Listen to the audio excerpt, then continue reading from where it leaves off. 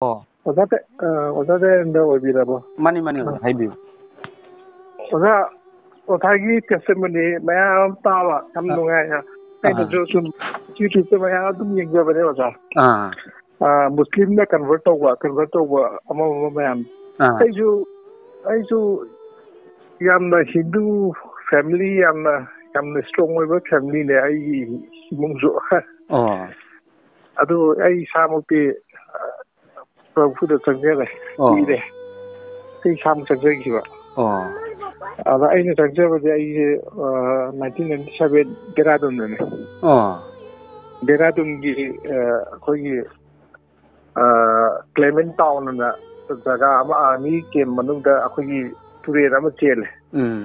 I do want to baptize of you days. Oh. And the baptized of Romatunda, I baptized of Vidivo Mizu, Christian, Mazu Christian Drama Chasaba Canone. She's a power Magi Canone. Was I or Paul the Tab, show you about the Tab, and I draw bigger than I combine together. I baptized of Romatunda Jumda Lakota Cosa. I say, among Hindu moms, in family, the lotion of an inako. I showed me which I hunted ever. At the 2000, I don't shut this like a show you can be Kalaga, Yam Nakshin with order. Short the play short the Anak Magi Magunja, big Magi Batik Magunja, Aina, so young Uslu the Rosa. Won't be the right as a Setana. The other woman, the combined together. Anakwana, I repeat the market in the Pameco. I repeat market. My family, I repeated Nahaneko. More hunting to go Paminavaneko. Or my Mamaduna, BP, BP, Nabadi, something Gamang, Pesa, the Pocotoka, among the Akujo, I 100 years land, it is Tabokse. Tabokse, I guess he dealer the Taboko when the workshop is in a Taboko Zavako. Although I talk Lepaga later, Duga, Pisa, Lania, Madame Unbelievable Cosa. The Amazi Market Center, Pambagi Chansama, Adukatana Magis, and Aduna Yana Porcodina, even wanted to survive the Wugam by Tareko. The Manch Mina, the Roga, what is Hana, Sumba, Akui, Karai, the game, we to put on a and Amana Akuish data, Pangada, Pangay, Catholic Hospital, Malay, water.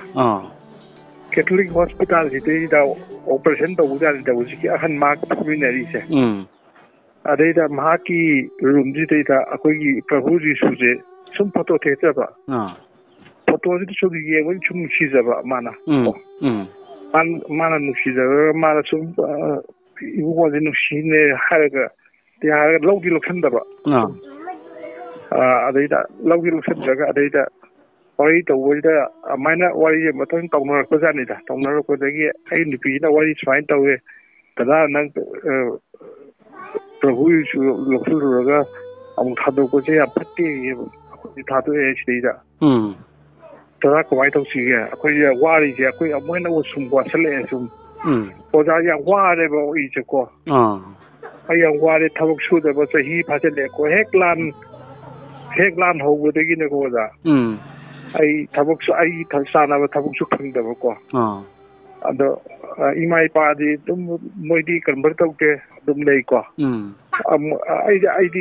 I did Dum Point hide and I show don't to win the targets of an Evoco. I repeat. Mana, I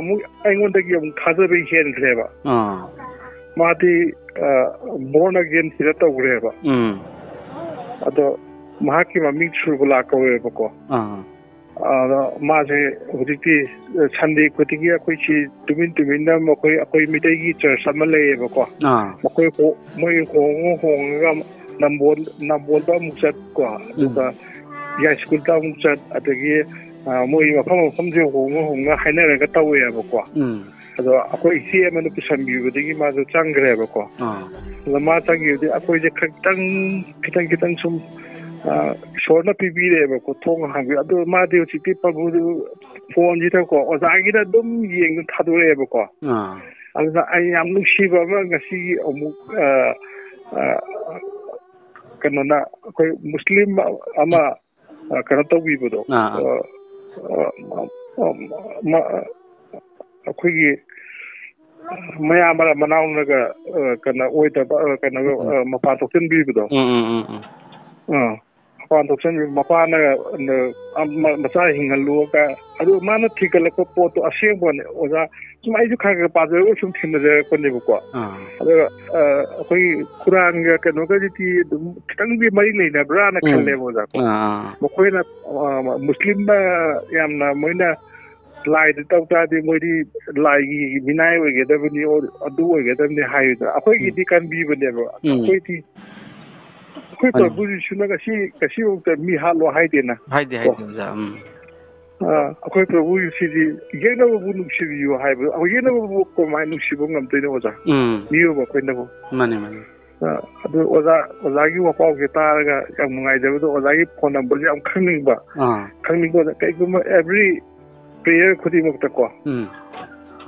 prayer khudi mukta oza je prayer to bi ya ga da ai gi su imung gi su prayer to bi yo oza gi kan je wa paw ji am strong oi ko oza am thakale ko oza i tum to bi su je mana haiba sing ge choi da nga tri na ai di sa da loi mo sing na go loi pawe ko magi second coming ji yo re ko la ko mai second coming yo ko na ma tawri yu si tawri ma second coming ni ne ma tawri ma mana khangda mina khangda boy wa ne ba ado akoi di khangmo ni na akoi shi bu ki de ba ngai ha muslim ta christian ne convert ho ma shi bu ki de kai gi na isu ma shi ka te ne akoi isu ma shi ka te ne hingalai shi ge hingalai di ma ka te ne ba mani ato ko di kai sa ki no khangte ba na ta ko mana haidi am chumme ba ko al prophet Muhammad to shigi kai de sakhi ma do mange ka khante ko na chumme ada ai ni ai testimony masa mo yam adegi ai ne ishor se ai puming da ai thawai sen lafla kong patam bi ko ai je ishor na sang ging ra khangbe ba ko ai je pesa je pai ta ba che lupa tala ba lai ta ba yum da Kasazu makada hangu tan ba ko ai family ai baba je special contractor wala me ko imung gunu cha ba thak wa te ba du ko kare ai ne ai television like tam jare ya di matang ma pa ko jara ko ne ada maka ada ko sang pa de di sum wa ba ju ai ne arama thak kha cha charu bu chen ha da arama thak kasa sababu da giyo da shi tokon ne ai kalle ba ko ai kace ai na shimaina tumna ishorna haiba labi da tumna sallam ta de oda shimaina to mo in kalle ba ko adubu hujiki oda istorgi mangana ma phango da un tawe ba ko ja kamai to ge da ai je tase na mana ning ma bu ning de bra tangdang ni bra kai do ri bra ai khang de ko khara kui re oda what is it 2023 loram da dai ne ko tha ga kano ga di ai exactly khangau de ko hoi ai sa nu pi atom bi mde ko ai sa atom bi je yam kan nai ko yam kan da la ko di masal sa ka ba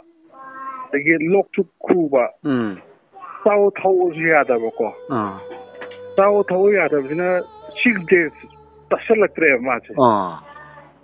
adai yum da jo hai makha da ju pesa hai adai pesa hai bi tam da do akoi na sin na full state ORL pesa kara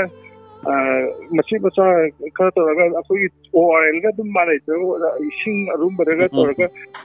ꯊꯨꯝꯒ ꯆꯤꯅꯤꯒ ꯇꯧꯔꯒ ꯄꯤꯊꯛꯄꯗꯣ ꯑꯣꯖꯥ ꯑꯗꯨꯃꯥꯏꯅ ꯇꯧꯔꯒ ꯄꯤꯊꯛꯑꯦꯕꯀꯣ ꯍꯪꯉꯒꯗꯤ ꯐꯒꯗꯕ ꯑꯣꯖꯥ ꯑꯗꯣ ꯍꯪꯍꯟꯗꯕ ꯍꯥꯏꯇꯥꯔꯦꯀꯣ ꯑꯩꯅ ꯍꯪꯅꯤꯡꯗꯕ ꯍꯥꯏꯇꯥꯔꯦꯀꯣ ꯑꯗꯣ ꯑꯩ ꯏꯆꯥꯁꯦ ꯃꯃꯤꯠꯁꯦ ꯑꯃꯨꯕꯁꯦ ꯎꯗ꯭ꯔꯦ ꯑꯣꯖꯥ ꯑꯉꯧꯕ ꯉꯥꯛꯇ ꯉꯥꯏꯈ꯭ꯔꯦꯕꯀꯣ ꯑꯗꯨꯒ ꯃꯥꯏ ꯃꯃꯥꯒꯤ ꯇꯝꯄꯥꯛꯁꯤꯗꯩꯗ ꯗꯔꯥꯁꯤ ꯍꯣꯁꯄꯤꯇꯥꯜꯗ ꯄꯨꯈꯠꯂꯁꯤ ꯃꯃꯥꯗ ꯍꯪꯕꯅꯦ ꯉꯥꯏꯈꯣ ꯑꯩ ꯕꯥꯏꯕꯜꯁꯦ ꯑꯩ ꯕꯥꯏꯕꯜ ꯄꯨꯊꯣꯔꯛꯀꯦꯅ ꯑꯩ ꯕꯥꯏꯕꯜꯁꯤꯗꯤ ꯑꯣꯖꯥ ꯗꯦꯔꯥꯗꯨꯟꯗ ꯄꯣꯔꯛꯄꯗꯒꯤ ꯑꯩꯈꯣꯏꯒꯤ ꯃꯤꯔꯥꯡ ꯀꯥꯔ ꯊꯝꯖꯤꯟꯈ꯭ꯔꯕꯅꯦꯕ ꯕꯥꯏꯕꯜꯁꯦ ꯁꯨꯡꯄꯥ ꯄꯥꯗ꯭ꯔꯕꯅꯦꯕꯀꯣ ꯑꯣꯖꯥ ꯑꯗꯩ ꯑꯩꯁꯦ ꯕꯥꯏꯕꯜꯁꯦ ꯀꯥꯟꯊꯣꯛꯑꯦꯀꯣ ꯀꯥꯟꯊꯣꯛꯑꯒ ꯑꯩꯅ ꯂꯣꯏ ꯁꯦꯡꯗꯣꯛꯑꯦ ꯕꯥꯏꯕꯜꯁꯦ ꯁꯦꯡꯗꯣꯛꯑꯒ ꯕꯥꯏꯕꯜꯁꯦ ꯃꯥꯏ ꯃꯈꯣꯡꯗ ꯊꯝꯃꯒꯀꯣ ꯏꯄꯥ ꯑꯩ ꯂꯥꯜꯂꯦ ꯏꯄꯥꯅ ꯑꯁꯦꯡꯕ ꯏꯄꯥ ꯑꯣꯏꯇꯥꯔꯗꯤ ꯑꯩ ꯅꯆꯥꯅ ꯋꯥꯔꯤꯁꯦ ꯑꯝꯇꯗꯤ ꯀꯣꯛꯍꯟꯕꯤꯌꯨ ꯑꯩ ꯍꯥꯏꯐꯝ ꯈꯪꯗꯦ ꯇꯧꯐꯝ ꯈꯪꯗꯦ ꯁꯤꯀꯤꯁꯨ ꯄꯥꯏꯗ꯭ꯔꯦ ꯏꯄꯥꯁꯨ ꯄꯥꯏꯗꯦ ꯍꯪꯁꯨ ꯍꯪꯅꯤꯡꯗ꯭ꯔꯦ ꯀꯅꯥꯝꯇꯁꯨ ꯏꯄꯥꯗ ꯍꯪꯉꯤ ꯅꯠꯇꯅ ꯑꯇꯣꯞꯄ ꯀꯅꯥꯝꯇꯁꯨ ꯍꯪꯅꯤꯡꯗ꯭ꯔꯦ ꯑꯩꯁꯨ ꯍꯥꯏꯖꯩꯕ ꯑꯣꯖꯥ ꯑꯗꯣ ꯍꯥꯏꯕ ꯃꯇꯝꯁꯤꯗꯩꯗ ꯉꯥꯏꯍꯥꯛꯇꯪ ꯂꯩꯔꯒꯅꯦꯀꯣ ꯑꯣꯖꯥ ꯑꯣꯖꯥ ꯑꯩ ꯆꯤꯟ ꯊꯤꯕ ꯅꯠꯇꯦꯀꯣ ꯑꯣꯖꯥ ꯑꯩ ꯄ꯭ꯔꯚꯨ ꯖꯤꯁꯨꯗ ꯑꯩ ꯆꯤꯟ ꯊꯤꯖꯕ ꯅꯠꯇꯦ ꯑꯣꯖꯥ ꯏꯆꯥꯁꯦ ꯃꯃꯤꯠ ꯉꯧꯗꯣꯡ ꯑꯉꯧꯕ ꯉꯥꯛꯇ ꯎꯕꯗꯣ ꯑꯗꯣ ꯅꯣꯔꯃꯦꯜꯗ ꯂꯥꯛꯑꯦꯗꯅꯀꯣ ꯍꯜꯂꯦꯂꯨꯌꯥ ꯑꯗꯨꯒ ꯑꯩꯈꯣꯏ ꯁꯣꯐꯥꯒ ꯊꯪꯅꯔꯒ ꯐꯃꯨꯡ ꯂꯩꯌꯦꯕꯀꯣ ꯃꯃꯥꯒꯤ ꯇꯝꯄꯥꯛꯇꯒꯤ ꯄꯨꯛ ꯍꯧꯒꯠꯂꯛꯑꯦꯀꯣ ꯄꯨꯛ ꯍꯧꯒꯠꯂꯒ ꯊꯣꯡꯅꯥꯎꯗꯨ ꯆꯣꯡꯈꯠꯈ꯭ꯔꯦ ꯍꯦꯛꯇ ꯀꯟꯕꯗꯧꯅ ꯆꯥꯛ ꯆꯥꯗꯕ ꯆꯥꯛ ꯅꯨꯃꯤꯠ 6-9ꯃꯨꯛ ꯆꯥꯛ ꯆꯥꯔꯛꯇꯕꯗꯣ ꯏꯟꯊꯤ ꯅꯨꯡꯉꯥꯏ ꯆꯥꯔꯛꯇꯕꯗꯣ ꯑꯗꯨ ꯆꯣꯡꯈꯠꯂꯒ ꯁꯥꯟꯅꯈ꯭ꯔꯦ ꯊꯥꯒꯠꯆꯔꯤ ꯑꯗꯨꯒ ꯁꯥꯟꯅꯔꯒꯅꯦ ꯑꯗꯨꯒ ꯆꯥꯛ ꯂꯥꯝꯃꯦ ꯃꯃꯥ ꯍꯥꯏꯌꯦ ꯑꯗꯣ ꯆꯥꯛ ꯇꯦꯡꯀꯣꯠꯇ ꯕꯥꯎꯜꯗꯣ ꯄꯨꯔꯥ ꯑꯗꯨꯁꯨ ꯆꯝꯐꯨꯠꯇꯅꯤꯀꯣ ꯍꯥꯏꯁꯦ ꯑꯣꯖꯥ ꯑꯗꯣ 3 ꯆꯥꯏꯌꯦ ꯍꯜꯂꯦꯂꯨꯌꯥ ꯊꯥꯒꯠꯆꯔꯤ ꯏꯁꯣꯔꯒꯤ ꯊꯧꯖꯥꯜ ꯑꯗꯨꯗꯒꯤ ꯍꯧꯅ ꯑꯣꯖꯥ ꯑꯗꯨꯗꯒꯤ ꯑꯩ ꯏꯆꯥ ꯑꯗꯨꯃꯥꯏꯅ ꯇꯧꯈꯤꯕꯗꯒꯤ ꯑꯩꯅꯁꯨ ꯌꯥꯝ ꯒꯦꯞ ꯂꯩꯔ ꯄꯣꯛꯈꯤꯕꯅꯦꯕꯀꯣ ꯑꯣꯖꯥ ꯑꯩ ꯃꯤꯅ ꯍꯪꯕꯗꯁꯨ ꯑꯣꯖꯥ ꯃꯤꯅ ꯍꯪꯕꯗꯁꯨ ꯅꯁꯨꯔꯒꯥꯏꯅ ꯍꯦꯛꯇ ꯍꯪꯉꯦꯕꯀꯣ ꯑꯩ ꯑꯉꯥꯡꯗꯨꯒ ꯑꯩꯒ ꯌꯥꯝ ꯒꯦꯞ ꯂꯩꯕꯅꯤꯅꯀꯣ ꯑꯩꯗꯤ ꯆꯍꯤ 54 ꯁꯨꯃꯥꯏꯅ ꯁꯨꯖꯔꯦꯕꯀꯣ ꯑꯣꯖꯥ ꯁꯨꯕꯗꯤ ꯁꯨꯗ꯭ꯔꯤ ꯑꯗꯨꯁꯨ ꯆꯪꯁꯤꯜꯂꯛꯑꯦꯕꯀꯣ ꯑꯣꯖꯥ ꯑꯗꯨꯅꯤ ꯑꯣꯖꯥꯒꯤ ꯄꯥꯎꯁꯦ ꯌꯥꯝ ꯇꯥꯔꯒ ꯌꯥꯝ ꯅꯨꯡꯉꯥꯏꯕ ꯉꯁꯥꯏꯒꯤ ꯊꯥꯏꯅꯒꯤ ꯑꯣꯏꯔ ꯃꯥꯜꯂꯦ ꯔꯣꯡꯃꯩ ꯃꯆꯥ ꯏꯆꯥ ꯔꯣꯡꯃꯩ ꯅꯨꯄꯤ ꯑꯃꯅ ꯈꯣꯏꯔꯝꯕꯤꯌꯨ ꯍꯩꯕꯗꯣ ꯑꯗꯨꯁꯨ ꯑꯣꯖꯥꯒꯤ ꯅꯝꯕꯔꯁꯦ ꯍꯪꯕꯁꯦ ꯁꯨꯡꯉꯥꯏ ꯍꯥꯏꯔꯛꯇꯕ ꯉꯁꯤꯁꯨ ꯐꯪꯖꯔꯦ ꯑꯣꯖꯥ ꯏꯁꯣꯔꯅ ꯄꯤꯕꯤꯔꯛꯄ ꯆꯞ ꯃꯥꯟꯅꯔꯦ ꯍꯜꯂꯦꯂꯨꯌꯥ ꯀꯩꯅꯣꯅ ꯑꯣꯖꯥꯅ ꯑꯣꯖꯥꯒꯤ ꯑꯉꯥꯡꯒꯤ ꯃꯇꯥꯡꯗ ꯍꯥꯏꯔꯛꯄꯗꯣ ꯇꯨ ꯆꯨꯡꯉꯦ ꯑꯣꯖꯥ ꯑꯗꯣ ꯇꯁꯦꯡꯅ ꯏꯁꯣꯔꯒꯤ ꯄꯥꯡꯒꯜꯅꯤꯀꯣ ꯑꯣꯖꯥꯅ ꯍꯥꯟꯅꯒꯤ ꯕꯥꯏꯕꯜ ꯂꯧꯔꯒꯁꯨ ꯕꯥꯏꯕꯜꯗꯣ ꯄꯥꯗꯕ ꯏꯁꯣꯔꯒꯤꯗꯤ ꯑꯩꯈꯣꯏꯒꯤꯗꯃꯛꯇ ꯑꯗꯨꯝ ꯍꯥꯏꯌꯨ ꯃꯦꯊ꯭ꯌꯨꯗꯁꯨ ꯑꯗꯨꯝ ꯍꯥꯏꯀꯣ ꯑꯣꯖꯥ ꯊꯣꯡ ꯊꯤꯜꯂꯨ ꯊꯣꯡ ꯍꯥꯡꯗꯣꯛꯄꯤꯒꯦ ꯍꯪꯉꯨ ꯄꯤꯅꯤ ꯊꯤꯌꯨ ꯐꯪꯒꯅꯤ ꯍꯥꯏꯀꯣ ꯑꯣꯖꯥ ꯄꯥꯕꯗꯤ ꯍꯥꯏꯕꯗꯤ ꯆꯤꯟꯗ ꯉꯝꯗꯦ ꯑꯗꯨꯝ ꯄꯥꯔꯒ ꯃꯤꯠꯇꯒꯤ ꯄꯤ ꯇꯥꯕꯁꯨ ꯑꯗꯨꯝ ꯌꯥꯎꯏꯀꯣ ꯑꯣꯖꯥ ꯍꯥꯏꯕꯝ ꯇꯧꯐꯝ ꯈꯪꯗꯦ ꯍꯧꯖꯤꯛꯁꯦ ꯑꯣꯖꯥ ꯑꯉꯥꯡꯁꯦ ꯄꯥꯁ ꯇꯧꯔꯦ ꯑꯗꯨꯒ ꯍꯟꯗꯛ ꯀ꯭ꯂꯥꯁ 10 ꯊꯥꯕꯗꯣ ꯑꯉꯥꯡ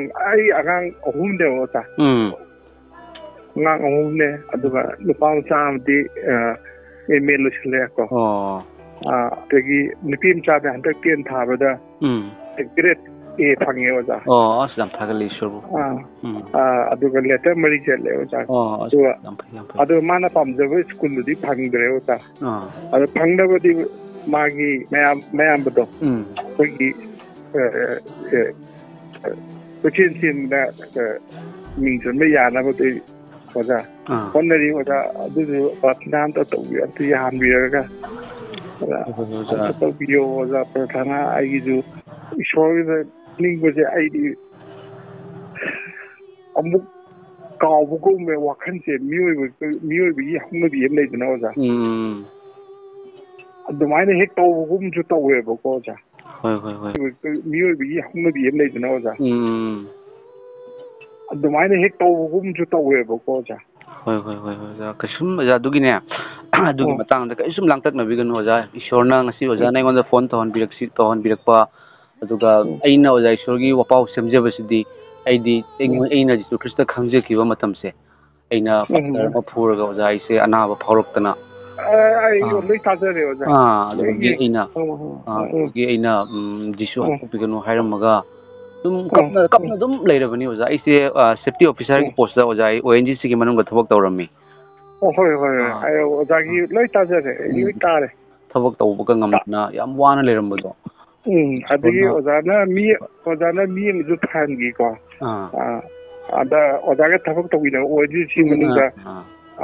thabak tawina amju thangi ozana dumai tawi oza ishorgi nungsibase losallaga thamba ngamjadaba semaga oza aina ishorgi thagol tawjari sidi engonda kanaba amsu phangde aidi leidna ko koi pham pairaga beton phangba adu phangba engonda kasim phangde oza adubu kari phagte adu ishona chaung lepti oza gi tema mani oza aduna karisum pamde oza ishorgi nungsibase eno oza nong khakura aduju pai oza aina pai braja taw nong khakura braja oza nakanda tabdo phone jo nearly nearba net on tawraga phone se net nungaite kan thangalaga sujingamba adu pokhaidu ne boda chumbo adu chu tai oza loi tai ya mani oza aina ne ishori bahai se oza ase sumaina bible na hai khoigi masa naba singdadi oza doctor mathau tai adubu nadaba mi dadi doctor nadaba mi adubu oza masa naba mi se yam leikhiba haibadi ipap chenba aduga ishor kanano haina khangdana leibase oza mane yaman khibagi maramna ne aina aisu leirambagi maramna ni ko o kanagumba sing Jesu Christa na su hai chokthara awa polum pu basa ingonda lau haina do chokthaba awa polum pu amen mi sing awa polum pu mi sing na ji tai boza adu mi khara na su dum kamenda thina ngangbi ra pasu yam yawe da ko bu ishorgi nungsiba da phata adu phata video dum hai ko yego asum sigra mata do kida ma ala ding be ala tangera sang ala sangta nang kanwini aduga sang daga di Jesus Christ sangta di nang hatta di hai di mata nu sigra bada mani moi thamoi du bo adu ngati di mata afau ozana ozai Jesu Christa na so Christian ya so kan ma testimony mo wele tena pura wal so testim pada am nungai jare ya ozai ko thanga mata abdo to biyo do hoi swedinga so da haijere ke aduga oza da su karigum khar dang haijege ko oza ga wari sanaba de ngonda phawjara pase oza hoji numit khudingi ozana nahaktang oirega su bible pabiu asangba matamda Bible pabase akoina lairik pabana amani aduga Jesu Christa gi wahaini khoigi wahangi paukhum Bible pab ishorgi wahai tari bani oza laushali bani aduna nongmada jana minute amakatang oirega su ko atu thagachiri ipa nengonda phongdok piu pa gi wahai phongdok piu haina haijeraga ne oza akoina Bible da su pakhon chatpa Paul sina ma Christian saubaga nate ma di hato mineba tan khairi ni Christian punumak si hatoge adubu Jesu Christa isa maksu akogi Christian yadana hingde changaga pastor phurami ba mi adubu ishor na ngonda sizina bi badonda aduna yu ozana su yu thachali ko adagi amuk yu quarter ꯑꯃꯨꯛ ꯂꯧꯔꯒ ꯊꯛꯄ ꯄꯣꯊꯥꯕ ꯌꯥꯅꯕꯅ ꯇꯨꯝꯕ ꯌꯥꯗꯦꯀꯣ ꯑꯣꯖꯥ ꯑꯣꯖꯥ ꯑꯍꯤꯡꯗ ꯃꯤꯀꯞ ꯊꯣꯛꯂꯛꯑꯦ 12 ꯃꯈꯥꯏꯒꯤꯗꯨꯒ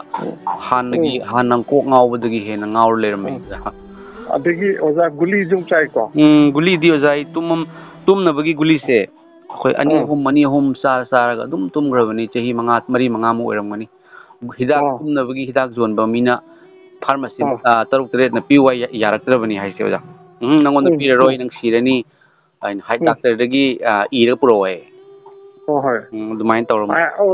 ꯑꯣꯖꯥꯒꯤ ꯇꯦꯁꯇꯕꯨꯗꯤ ꯑꯩ ꯑꯗꯨꯝ ꯇꯥꯏꯌꯦꯕꯀꯣ ꯑꯣꯖꯥ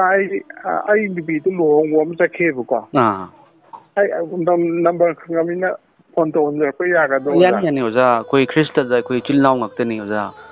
ꯐꯔꯦ ꯑꯣꯖꯥ ꯑꯝꯇꯪ ꯍꯥꯏꯖꯔꯛꯀꯦ ꯍꯣꯏ ꯑꯣꯖꯥ ꯊꯥꯒꯠꯆꯔꯤ ꯏꯄꯥ ꯏꯁꯣꯔ ꯂꯩꯁꯦꯝꯕꯤꯕ ꯃꯄꯨ ꯄ꯭ꯔꯚꯨ ꯖꯤꯁꯨ ꯈꯨꯗꯤꯡꯃꯛꯄꯨ ꯁꯦꯝꯕꯤꯕ ꯏꯄꯥ ꯅꯍꯥꯛꯄꯨ ꯊꯥꯒꯠꯆꯔꯤ ꯏꯄꯥ ꯏꯁꯣꯔ ꯏꯄꯥ ꯅꯍꯥꯛꯀꯤ ꯃꯇꯤꯛ ꯃꯒꯨꯟꯗꯤ ꯑꯉꯛꯄꯅꯤ ꯄ꯭ꯔꯚꯨ ꯊꯥꯒꯠꯂꯤꯕ ꯃꯈꯩ ꯂꯣꯏꯕ ꯅꯥꯏꯔꯣꯏ ꯏꯄꯥꯅ ꯑꯣꯖꯥꯒꯤ ꯃꯥꯒꯤ ꯃꯆꯥꯅꯨꯄꯤ ꯑꯃ ꯑꯋꯥꯕ ꯑꯅꯥꯕ ꯇꯥꯒꯗꯧꯕ ꯑꯗꯨꯒꯤ ꯃꯇꯝꯗ ꯑꯣꯖꯥꯅ ꯏꯄꯥ ꯅꯍꯥꯛꯀꯤ ꯋꯥꯍꯩꯕꯨ ꯃꯍꯥꯛꯅ ꯀꯥꯎꯊꯣꯛꯄ ꯇꯥꯔꯒꯁꯨ ꯅꯨꯃꯤꯠꯇꯨꯗ ꯏꯄꯥꯅ ꯅꯤꯡꯁꯤꯡꯍꯟꯗꯨꯅ ꯏꯄꯥꯅ ꯕꯥꯏꯕꯜ ꯑꯣꯖꯥꯁꯤꯅ ꯄꯥꯖꯔꯛꯄꯗꯒꯤꯗꯤ ꯏꯄꯥꯅ ꯑꯉꯛꯄ ꯃꯤꯔꯦꯀꯜ ꯈꯨꯗꯛꯇ ꯃꯥꯒꯤ ꯃꯆꯥꯅꯨꯄꯤꯕꯨ ꯐꯍꯟꯈꯤꯕꯒꯤ ꯇꯦꯁꯇꯤꯃꯣꯅꯤ ꯑꯊꯣꯏꯕ ꯇꯦꯁꯇꯤꯃꯣꯅꯤꯅꯤ ꯑꯃꯁꯨꯡ ꯏꯄꯥ ꯅꯆꯥꯅ ꯍꯥꯏꯖꯔꯤ ꯑꯩꯈꯣꯏꯒꯤ ꯑꯣꯖꯥ ꯃꯥꯒꯤ ꯅꯨꯄꯤ ꯃꯥꯒꯤ ꯃꯆꯥꯁꯤꯡ ꯏꯄꯥ ꯇꯦꯛꯇ ꯀꯥꯏꯗꯅ ꯊꯝꯕ ꯑꯣꯏꯔꯁꯅꯨ ꯄ꯭ꯔꯚꯨ ꯇꯦꯛꯇ ꯀꯥꯏꯍꯟꯕꯤꯒꯅꯨ ꯏꯄꯥ ꯏꯁꯣꯔ ꯍꯦꯟꯅ ꯏꯄꯥꯒꯤ ꯃꯇꯤꯛ ꯃꯉꯥꯜ ꯆꯥꯎꯕ ꯑꯣꯏꯔꯁꯅꯨ ꯄ꯭ꯔꯚꯨ ꯏꯁꯣꯔ ꯏꯄꯥꯅꯃꯈꯣꯏꯒꯤ ꯐꯦꯃꯤꯂꯤ ꯃꯈꯣꯏꯒꯤ ꯏꯃꯨꯡ ꯃꯅꯨꯡꯗ ꯅꯤꯡꯊꯧ ꯑꯣꯏꯅ ꯄꯥꯟꯕꯤꯌꯨ ꯏꯄꯥ ꯏꯁꯣꯔ ꯃꯈꯣꯏꯒꯤ ꯑꯉꯥꯡꯁꯤꯡ ꯍꯌꯦꯡ ꯆꯥꯎꯔꯒ ꯂꯥꯏꯔꯤꯛ ꯇꯝꯕ ꯃꯄꯨꯡ ꯐꯥꯔꯕ ꯃꯇꯨꯡꯗ ꯏꯄꯥ ꯑꯆꯧꯕ ꯊꯕꯛ ꯑꯃ ꯇꯧꯗꯨꯅ ꯑꯩꯈꯣꯏꯒꯤ ꯏꯌꯥꯝꯕꯁꯤꯅ ꯑꯩꯈꯣꯏꯒꯤ ꯏꯆꯦꯅ ꯑꯩꯈꯣꯏꯒꯤ ꯄꯩꯁꯥ ꯂꯨꯄꯥꯒꯤ ꯆꯍꯤ ꯑꯃ ꯊꯕꯛ ꯇꯧꯔꯛꯇꯕꯒꯤ ꯃꯔꯝꯅ ꯋꯥꯔꯤꯕ ꯀꯁꯦ ꯏꯄꯥꯅ ꯂꯣꯏꯅ ꯀꯣꯛꯍꯟꯕꯤꯌꯨ ꯏꯄꯥ ꯏꯁꯣꯔ ꯃꯁꯤꯗꯒꯤꯗꯤ ꯑꯩꯈꯣꯏꯒꯤ ꯏꯌꯥꯝꯕ ꯑꯃꯁꯨꯡ ꯏꯇꯩꯃ ꯑꯗꯨꯒ ꯑꯉꯥꯡꯁꯤꯡꯒꯤ ꯄꯨꯟꯁꯤ ꯄ꯭ꯔꯚꯨ ꯖꯤꯁꯨ ꯅꯉꯣꯟꯗ ꯁꯤꯟꯅꯖꯔꯤ